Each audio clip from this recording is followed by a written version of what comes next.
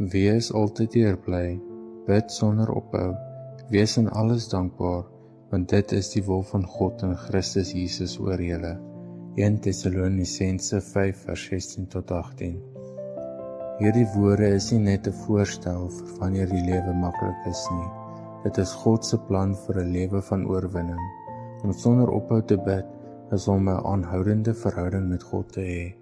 Dit beteken nie dat ons die hele tyd op ons knieë in formele gebed is nie, maar dat die siel aanhoudend opwaarts reik, so natuurlik as wat die longe lug inasem.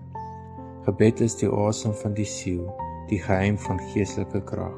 Sonder dit kwyn die lewe van die Christen weg, maar deur gebed word ons in direkte kontak gebring met die bron van alle lig en sterkte. Wanneer ons in hierdie atmosfeer van gebed leef, vind ons die krag om altyd bly te wees. Hierdie vreugde is nie 'n tydelike emosie wat op ons omstandighede gebaseer is nie. Dit is 'n diep vrede, omdat ons weet ons is nooit alleen nie. Selfs wanneer die lig donker is, kan die oog van geloof deur die wolke kyk om die son van geregtigheid te sien.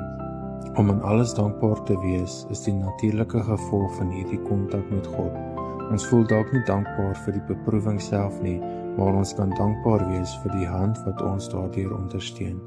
Elke moeilikheid is 'n geleentheid om God meer te vertrou. Deur 'n gees van dankbaarheid te kweek, sluit ons die deur teen die duisternis van klagtes en maak ons harte oop vir die sonskyn van sy teenwoordigheid. Hierdie voortdurende vrede met God se wil verander ons karakter en maak ons reg vir die hemel. Hemelse Vader, ons dank U vir die voorreg om met U te kan praat. Mag ons harte so op U beloftes gefestig wees, dat ons rede vind om elke uur bly te wees. Leer ons om die atmosfeer van die hemel in te asem deur aanhoudende gebed, en laat ons lewens 'n loflied van dankbaarheid wees vir U goedheid. Ons vra dit in Jesus naam. Amen.